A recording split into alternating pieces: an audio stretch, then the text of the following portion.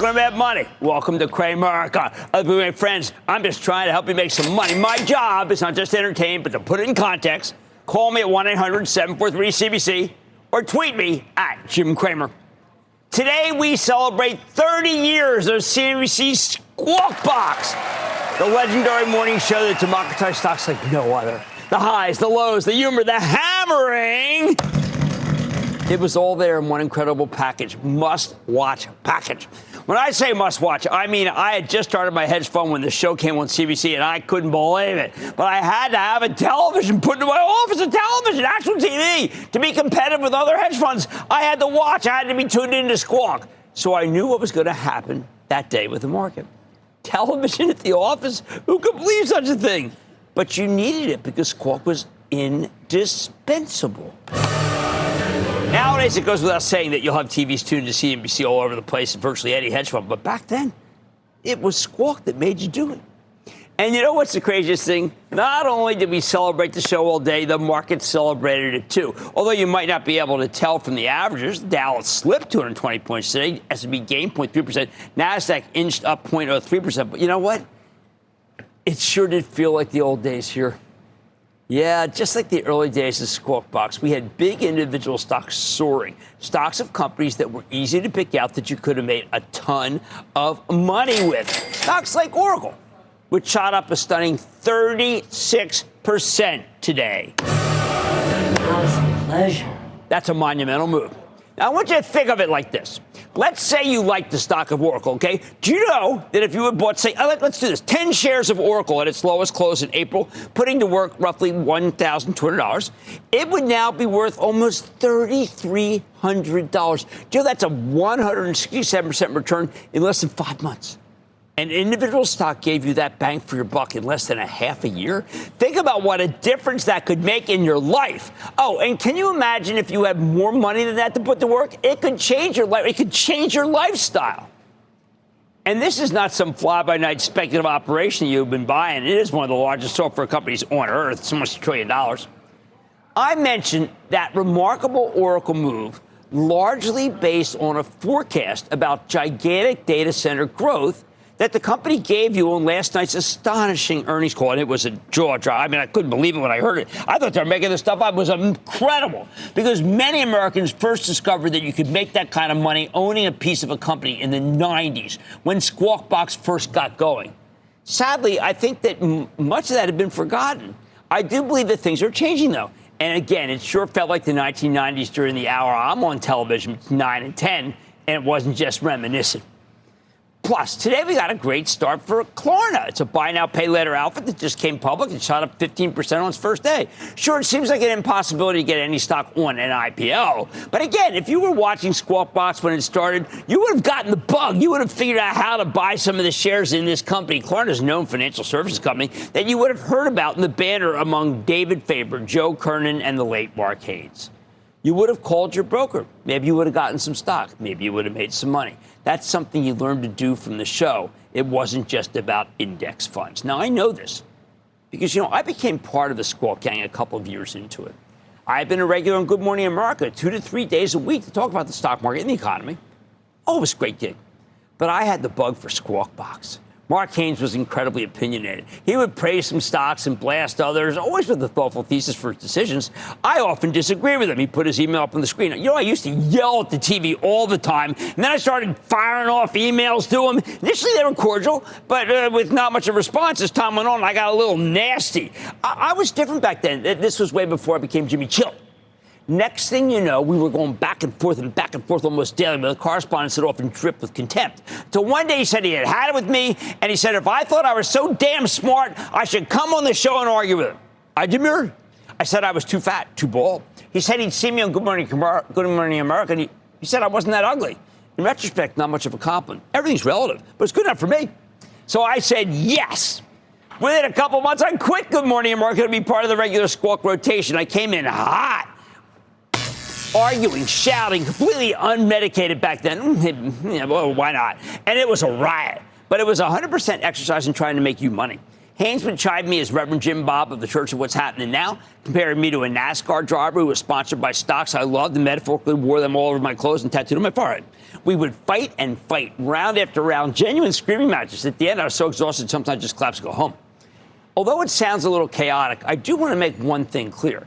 We were all about trying to make money for you, trying to make it accessible, the process accessible.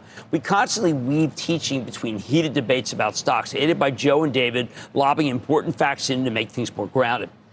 Oh, things were so different back then. Once I was on Squawk Box, I got on a circuit to talk to big audiences about the greatness of owning a piece of an individual company, because it could potentially make you so much money in praise of individual stocks. Can you imagine? We used to call it the greatest story ever told. You could find one stock and ride a compound with it and change your entire life. Fortunes were being made. Often people were making much more money with stocks than they were with their paychecks. Okay, so now we all know how it got out of control. The excitement turned into pandemonium and ultimately big losses if you didn't take something off the table. When the dot-com bubble collapsed, you had to ring the register on something. And if you did, by the way, you still came out way ahead. We don't talk about that. A lot of people didn't. But, boy, you could have made a ton of money. We collectively passed judgment on stocks after that year, coming to the conclusion that individual stocks somehow represented too much risk. It was just simply better to own the entire S&P 500. That is the prevailing ethos still. We even came up with a term. It's called single stock risk, as if owning one stock could send you to the poorhouse. Do you know what? I think enough time has passed that we can recognize that with stocks like an Oracle or an NVIDIA or a Palantir and so many others, we should be talking about single stock reward because it's back and people are making fortunes and you're maybe missing the boat. It is the central thesis to how to make money in any market, the need to marry some individual stocks with index funds. I don't forsake them, so you have a chance to truly change your life. I don't mean to make it sound easy. I actually talk about how I got shaken out of Oracle a couple of years ago in the book. In retrospect, big mistake. Still, it's more than nostalgia that I am feeling right now. It's a sense that people like you and me are realizing that real money is being made on a daily basis. It's not about greed, it's about awareness. And we can't just sit there only in an index fund when this money is being made right here, right now. Here's the bottom line. It's about a return to the days before the dot-com craziness, days when if you kept your eyes out, you could find yourself in NVIDIA. You could pick up an Apple on a discount of $226, down $7.56, or you could ride a Palantir from 50 to 100 to 150 to 200. Okay, it's not there yet, although I think it's certainly headed there. In other words, those early days of Squawk Box feel a lot like the market we're in right now, and it's a welcome return to form. I miss those days, but maybe they have returned, and we could all be the better for it. Sarah in Colorado. Sarah! Hi, Jim. Hi, I Sarah. love your show. Thank you. Thanks for taking my call. Of course. We inherited a large amount of AT&T stock in January. Since then, it's gone up about 25%. Should we hold on to it as a Yes. I want you to hold on it. This fellow Stanky is doing a great job. He's still got an almost 4% yield. They are executing at an incredibly high level, and congratulations. Well done. Let's go to Clint in Tennessee. Clint. Hey, Jim, this is Clint from Knoxville, Tennessee. How are you? I am doing well. How about you? I'm doing great. I just wanted to say I really enjoy watching you on the show and appreciate how you break everything down for us. Thank you so much, man. I appreciate it. How can I help? Yeah, my question is about Duolingo. They recently beat their earnings estimates, but I believe that with the increasing AI pressure, customer backlash, and the new launch of Apple's live translation feature with the AirPods 3, that this could be a good short position for a 12-month time horizon. What do you think? Whoa, no, it's too good a company to short. I would sell it because I do like what Apple's come up in terms of translation. I go overseas quite a bit, do a lot of business, particularly my wife does, and we just need the buds now. That's all we need. We don't need the Duolingo. We tried the Duolingo. It's really hard. But anyway, that's my thinking. Look, in the early days of Squawk Box, it kind of reminds me a bit like today's market. People are realizing that individual stocks make you money. Index funds are fine, but owning a piece of an American company is fantastic.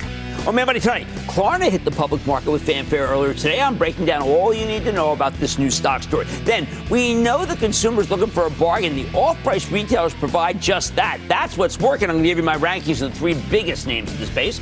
And we're always on the lookout for new and exciting stories, aren't we? So I'm sitting down with a satellite imaging company I know you're going to like called Planet Labs to see how they're helping customers with its unique daily imaging data and AI. So stay with Cramer.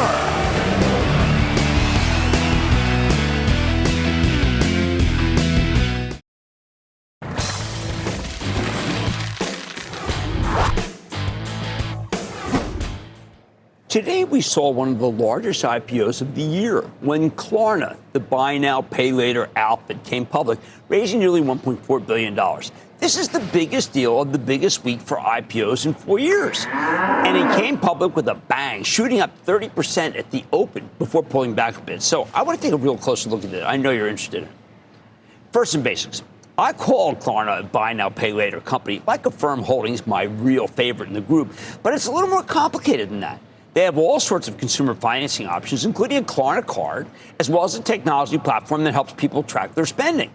And they're already big. When you look at the top 100 merchants in each market where Klarna operates, on average, 48% of them use Klarna to facilitate payments, and 66% of them advertise on Klarna's network. The company makes money in two different ways. About 75% of the revenue comes from transactions and service fees, mostly from what they take a cut of any transaction using their network. See, when you buy something for $100 using buy now, pay later, Klarna might only pay the company $97, with the rest being a transaction fee. Then you still have to pay them $100 back, but no interest.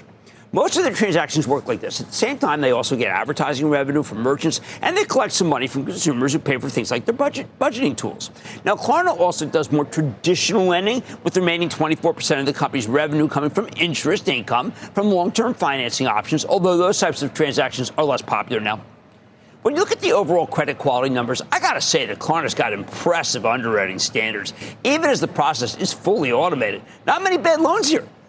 Over the past year, for example, Klarna's provision for credit losses represented 0.52 of its gross merchandise volume. That's right, 0.52. By comparison, at the commercial banks, loan losses as a share of total loans averaged 2.92% last year. So that's how Klarna operates. But what about the numbers?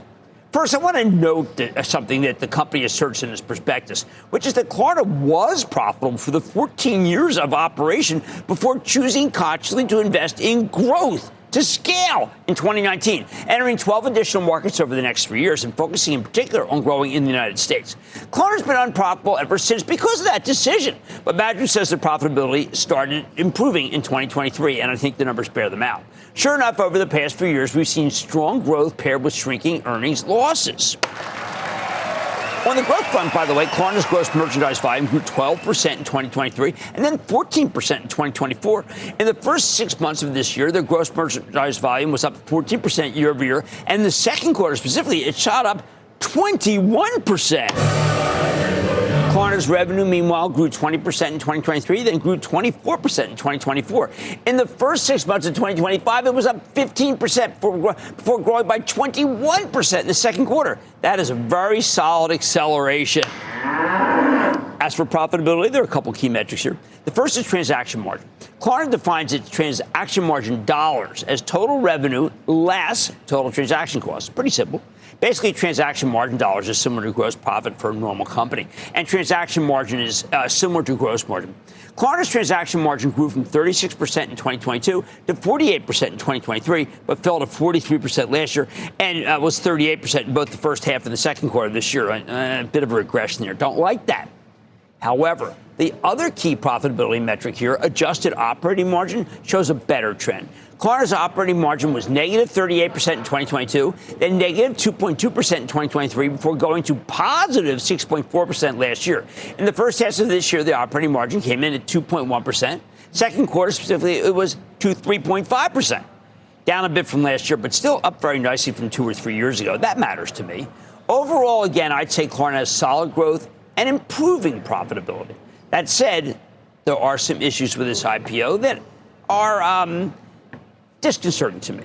For example, Klarna sold 34.3 million shares. But do you know that most of those shares came from existing shareholders, not the company itself? Only 16% of those shares came from the company. In other words, the IPO is mostly about letting early investors and employees ring the register. I don't know.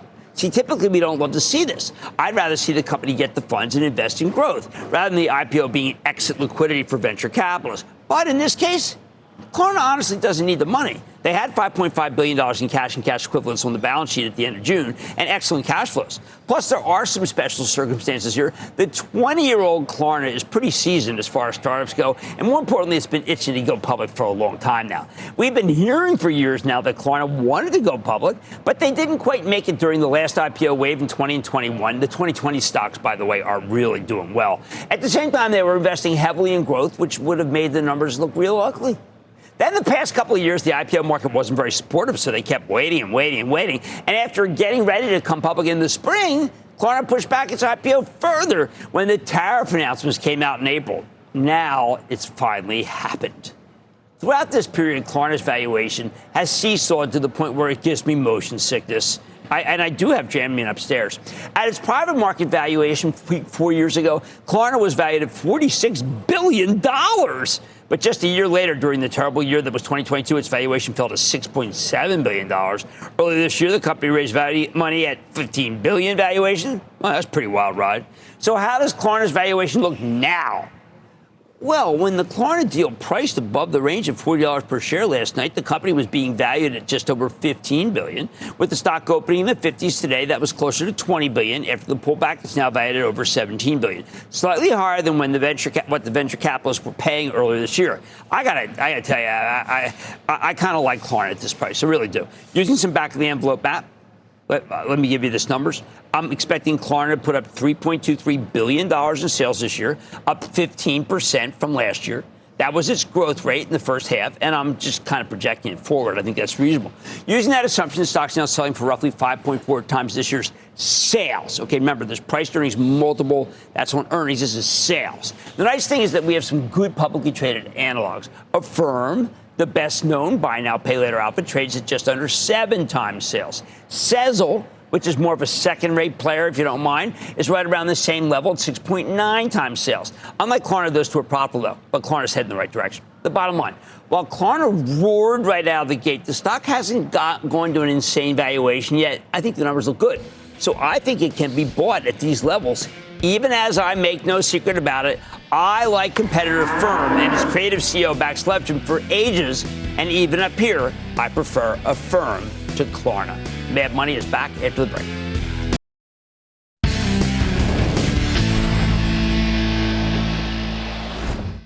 At this moment, where the economy seems to be weakening, consumers are desperate for bargains. People are sick and tired of high prices after years and years of elevated inflation, which is why the biggest winners in retail lately are the ones that offer the best deals, especially the off-price chains like TJX, Ross Stores, and Burlington Stores. These companies buy excess inventory from distressed retailers, allowing them to sell premium merchandise at bargain basement prices. By the way, normally I'd also include Ollie's Bargain Outlet Holdings, but you know what? That's more of a general merchandise play. We're focused on apparel here. The key is not that the off-price chains give you low prices. If you want rock-bottom prices, go to Temu. Just keep in mind you get what you pay for, something I well know because I bought my wife a bathing suit from Temu, and she couldn't tell if it was made out of kindling or toxic waste. If you want quality merchandise for much less, then it's worth going to TJX or Ross Stores or Burlington, which is why their stocks have held up nicely over the past few months. They also, by the way, have benefited from the fact that they buy goods from retailers who have already paid tariffs. They have negligible exposure to tariffs. But how do the off-price apparel stocks stack up against each other? Which represents the best value? Given that these are retailers, why don't we start with the same store sales? That is the key retail metric. It's what I always look at to judge each retailer apples to apples. So far this year, TJX, the operator of TJ Maxx, Marshalls, Home Goods, and the lesser-known Sierra led the way with first half same-store sales growth of 4%, which is really miraculous. I don't want to get into too much detail because we recently ran a story here on TJX, and as club members know well, we own it for the Chapel Trust. But with accelerating revenue growth in all 4 of its divisions, along with healthy gross margin expansion, it is easy to see why the stock's traded up after earnings. Second on the list is Burlington Stores, which saw roughly 2.5% comparable sales growth in the first half. I have come to expect more than that, but they had flat growth in the first quarter, but 5% growth in the second, well ahead of the 1.5% number that Wall Street was looking for. Burlington also had a strong quarter. Despite softer trends in May, they were able to beat expectations as business got back to normal in June and July. We care about that cadence. Overall, it was a solid quarter from the former Burlington Coat Factory, although management struck a more conservative tone with their full-year guidance. Not as optimistic as TJX. Because Burlington's got more exposure to outerwear than others, their numbers are more sensitive to variations in the weather. We got a warm winter, and their sales got hit hard. That's why they were more concerned about the second half, although Wall Street mostly chalked up that to management being cautious, and the stock still rallied more than 5% in response to the quarter. I thought that was a gift. In the third place, there's Ross Stores, parent company of Ross Dress for Less and dd's Discounts, which saw just 1% same-store sales growth in the first half. In the most recent quarter, their same-store sales came in a little light. In the end, Ross called out a big momentum in traffic and basket size. Sometimes you only get one or the other for both its big brands with particular strength in cosmetics. These guys had pulled their full-year forecast earlier in the year in response to the Liberation Day tariffs, but now they got a better handle on the situation, so management reissued their full-year earnings guidance with the upper end of their range just above Wall Street's consensus estimate. Basically inline numbers, so the stock did rally just 1% the next day. Now, the fact that Ross actually wasn't slaughtered for doing a little bit less than some people expected shows you just how much Wall Street really likes this whole group. Now that we know how all the three off-price apparel companies are doing, what about paying for the numbers? What do we do here? All right, in terms of cheapness, Ross Stores leads the way, trading at just 22 times next year's earnings estimates. That is very cheap, much cheaper than Burlington at 25 and then TJX at roughly 28 times next year's numbers. Of course, when you put these price earnings multiples in context of each company's growth rate, the story's a little different. I don't talk about this much, but I do like to look at the PEG ratio, PEG ratio. That's the price to earnings to growth rate, okay? Because Wall Street pays up for growth. Burlington has a PEG ratio of 1.4, while Ross Stores is at 2.2. TJX is a truly expensive 2.7. But there's a reason. TJX investors are willing to pay up for quality. TJX is the highest quality operator in this space. I got to tell you, I have liked this story literally since 1987. I also like to look at how generous these companies are to their shareholders. For example, TJX repurchased $1.1 billion worth of their own shares in the first quarter, followed by another $500 million in buybacks in the second. Management says they expect to repurchase somewhere between $2 to $2.5 billion worth of stock for the current fiscal year. That's not too shabby. Ross tells a different story. But they bought back $260 million of their own shares last quarter, maintaining their plan to repurchase $1.05 billion of stock for the year. That's not bad. In fact, last night I mentioned a piece by Goldman Sachs' David Kostin about the buyback aristocrats that have been serial repurchasers of their own shares. And, both TJX and Ross Stores made the S&P 500 buyback aristocrats list, each repurchasing about 2% of their shares annually. I told you these are good companies. While Burlington repurchased just $26 million worth of stock last quarter, in the previous quarter they did buy back over $100 million. Management doesn't guide to a full-year repurchase target, but if you just assume that the second half will match the first, that comes out to be about $250 million worth of buybacks. That's roughly 1.7% of the company's market capitalization. All right, now there's one more metric left to measure these off-price chains against each other, and that's strategy. All right, subjective, but arguably the most important differentiator. Here I got to give the edge again to TJX. Again, that won't surprise people, particularly members of the investing club, as it's been such a long time holding. This one quote from the last conference call says it best. Quote, again, product availability has been outstanding. Our global world-class buying organization of over 1,300 buyers, emphasis mine, sourced from an ever-changing universe of over 21,000 vendors across more than 100 countries, end quote. Oh, man, this is a key reason that TJX has had the strongest same-store sales performance so far this year, and why they're able to offer what people call the treasure hunt experience that I know I love. They have the best merchandise. It's why I always urge club members to buy some more TJX whenever it's down, and to go to TJX so you know why I like it so much. While Ross Stores noted that their top priority will always be providing high-quality merchandise at outstanding value, they just don't have the scale advantage that TJX has. But given all the other factors I just mentioned, I'm happy to put Ross second. As for Burlington, it's really hard to put any of these companies in last place, as they all have a lot going for them in this environment. But Burlington's latest guidance was fairly tepid. So if anyone comes in last, it's got to be Burlington. Bottom line, all three off-price apparel plays are winning in today's value-driven market. But if they were ranking them, TJX comes out on top, followed by Ross and then Burlington. In an environment where consumers are stretching their dollars as far as possible, I bet all these off-price leaders can be winners. Hey, by the way, same goes for Ollie's, which I only left off again because this is apparel.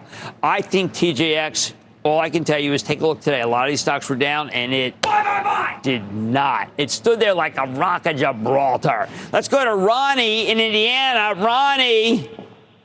Booyah! How you doing, Jim? I am doing great. How about you? I'm good. You're a big help in my portfolio. Thank you. Thank you. Of course. Hey, so I got a question.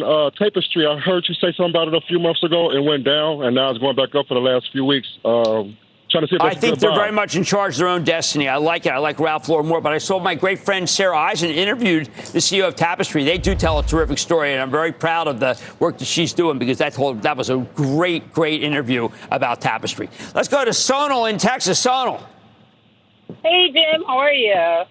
I'm good. How about you? Good. I wanted to ask you about Chipotle stock. Is it good to hold or get rid of it? Or All right, oh boy. All right, there's a lot of fundamental stories going on in the restaurant industry that is making it so it's hard to buy any of these, and a lot of it have to do with the price of beef. I keep thinking that cattle is going to break down. That is a big cost that they have. And you know what? I thought it was going to break. I talked to my friend Carly Garner. She felt that it's going to break. But what happened? This thing, which goes into so much of Chipotle's food, is just no quit. So until cattle really breaks, I'm going to have to say, let's just keep it on the radar screen. All right, in an environment right now where consumers are looking for the best bang for their buck, I think all three all-price retailers are winners. That's TJX or Ross Stores in Burlington, but TJX is my fave. There's much more made by today, including my exclusive with satellite imaging company Planet Labs. You're going to love this one. I'm not kidding. After reporting a better-than-expected quarter earlier in the week that sent the stock up almost 50% in a single session, I'm getting the latest on the story that I've been following for years. Then you missed Oracle? I get it. So I'm sharing some of my non-Oracle-like ideas that I think are going to surprise you. And, of course, all your calls rapid fire in tonight's edition of the Lightning Round. So stay with Cramer.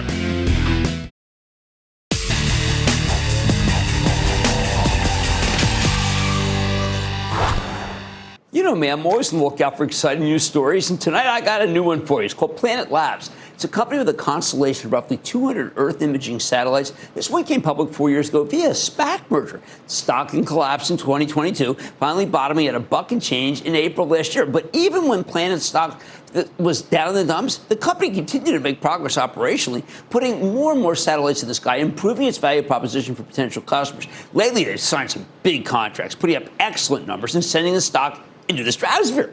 On Monday morning, Planet reported a big revenue beat with a smaller than expected loss, and management also raised their full year forecast pretty darn substantially, which is why the stock jumped 48% in response. At this point, it's up about 122% year to date. Can it keep flying? Let's check in with Will Marshall. He's the co-founder, chairman, and CEO of Planet Labs to find out. Dr. Marshall, welcome to Mad Money. It's great to be here, Jim. Thanks for having me. Okay, so Will, when I first met you, it was kind of a gleam in the eye. You were telling me you're going to do this. I was saying, listen, you'll be up against these giant satellite companies. Well, you have fared pretty darn well, and you've got some great technology. You haven't been on. Why don't you tell our viewers what you're up to? Yeah, so at Planet, as you mentioned, we have 200 satellites. This gives us the most comprehensive data set about the Earth. They image the whole Earth landmass every day. But also, we're an AI company.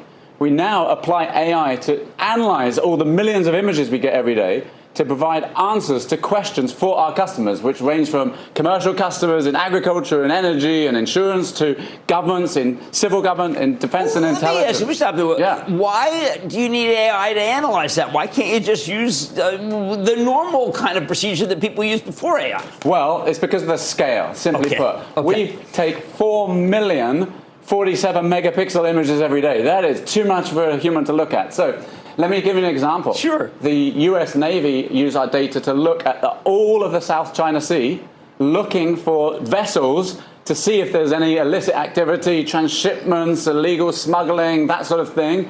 And we use AI to look through all that imagery, find the ships, and alert them where they are. Now, obviously, you've had some great success because, Germany's hired you. And yes. Apparently, look, we don't know whether some stuff may be classified. NATO's hired you. It sounds like that they are trying to be sure, again, about defense. Yeah, absolutely. So we're working with NATO on a really incredible new partnership that is pioneering looking at large quantities of our data for new threats.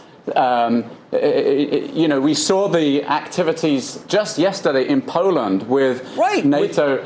Can you imagine if NATO has more eyes and awareness deep into Russia to understand that threat and catch it earlier? That would be good, right? And with Germany, we've started a new business line just last year, which was basically to set up and launch satellites for countries. So because we've launched 600 satellites on 39 rockets over the last 10 years, when people want to launch a satellite to do Earth imaging, they come to us. Okay, so but what happens if Kuiper from Amazon, what happens if SpaceX says, you know what, we just heard what Will said on Mad Money, and we're going to put cameras on our satellites, we're going to wipe them out of business? Well, it would be very hard to do that because, for one thing, we've got the best satellites up there, the image more than anyone else, but also we have an archive of imagery going back in time now for the last 8 years. 3,000 images for each point on the Earth's landmass. Now, I know SpaceX is really good, but as far as I'm aware, they don't have a time machine to go back and get that. Why that data set is really important is that without that data, you can't train AI. AI is all about the algorithms and the compute, but also the data you train it on. And so we have 3,000 images on every point on average on the whole Earth to train our algorithms on what's normal, what's not normal, and that gives us the power, the data and the AI combined. And then also, we've got some insurance contracts. That makes sense, right? They want to know exactly what things look like versus what it did look like. Exactly. Swiss Re and AXA both use our data, and here's what they do. They look at millions of farmers' fields, and they look and see, with our data, you can see how much water is in the top 5 or 10 centimeters of soil with special spectral bands.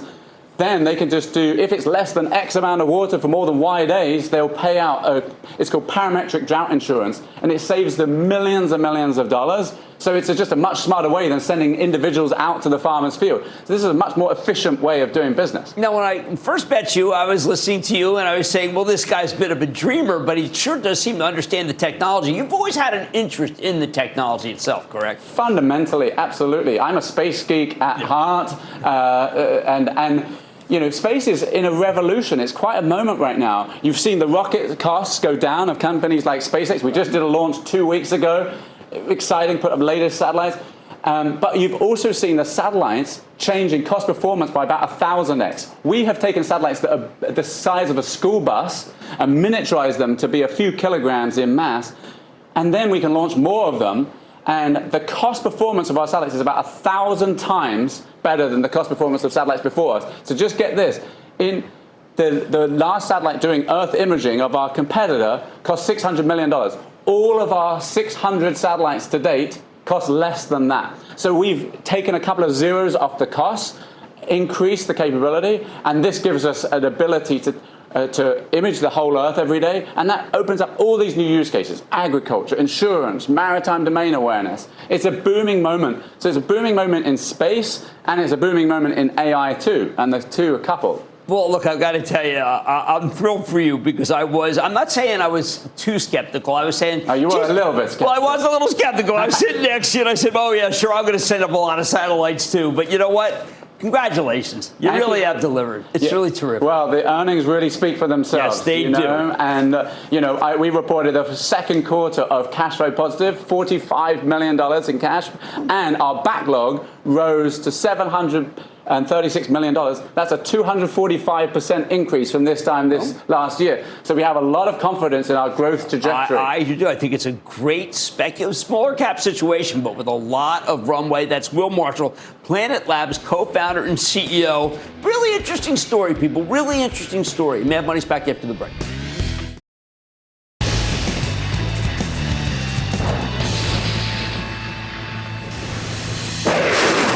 It is time. It's time for the lightning round. Quick power for close on the team. Starts out by sell says don't know the close stock, which is my step pairs and Cramer. We play this out. And then the lightning round is over. Are you ready? Ski, Daddy, time for the lightning round. Cramer. Let's start with Gary in Texas. Gary. Hey, Jim, been watching you for years. Love the club. Oh, thank you. You make money for everybody, and there's no doubt in my mind that you are the man. Whew, man, that was powerful praise. Thank you. Well, it's true. It's true. My son and grandson both have juvenile diabetes. They both wear pumps for years. And, my grandson's like 13 anyway.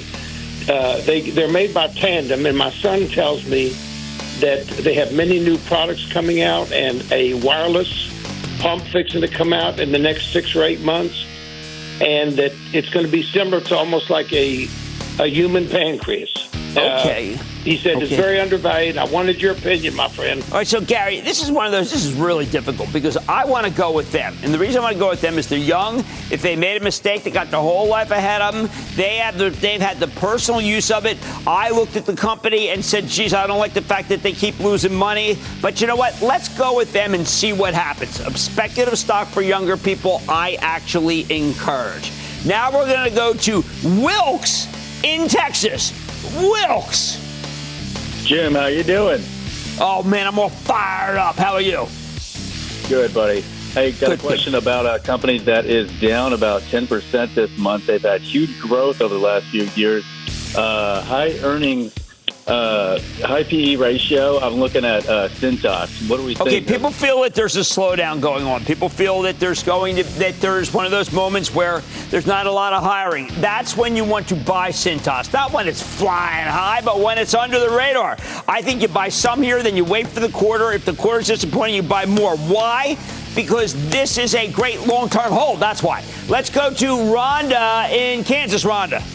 Hey, Jim. Rhonda. Got a question. What about Phillips 66? Well, you know what? This is the right time. Mark Lasher runs the company. This is the right time to buy this stock. This is when you buy it when oil's going down. I like the spread. I think you've got a good idea. Let's pull the trigger. I need to go to Mike in Florida. Mike. Hey, Jim. Bob, how you doing today? Booyah. Booyah to you. ISRG, is it still best in class? And are we going to be able to load up on this? ISRG, do you know that Jeff and I had a discussion today at the club, and I had this in the bullpen, and it's come down, and I don't have the willpower to pull it because the last quarter wasn't that good. We're refreshing the bullpen. Next week we got a big club meeting, and you'll hear what we're talking about. But I'm not going to pull the trigger on ISRG, and I have liked it a very long time. Let's go to Bill in Massachusetts. Bill. Jim, can I get your thoughts on Vertiv Holdings, please? Very funny. When Jeff Barks and I were going over what we want to take out of our bullpen, what do we want to add to the bullpen? Vertiv. Why? Because when you see those data center numbers like we saw from Oracle, that is a check to Vertiv.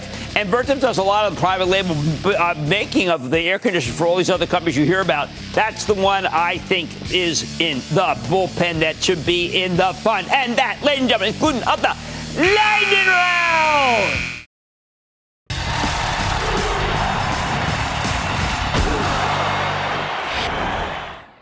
You missed Oracle. I get it. Ever thought of PepsiCo? I know PepsiCo's never going to be up 100 points in one day. But if you're building a diversified portfolio of mostly growth stocks, as you should, you can do a lot worse than owning a premier growth company like PepsiCo. And by the way, it still is a premier growth company. Why PepsiCo? First and most cogent, Elliott Management just took a $4 billion stake in Pep, and this activist hedge fund wants change.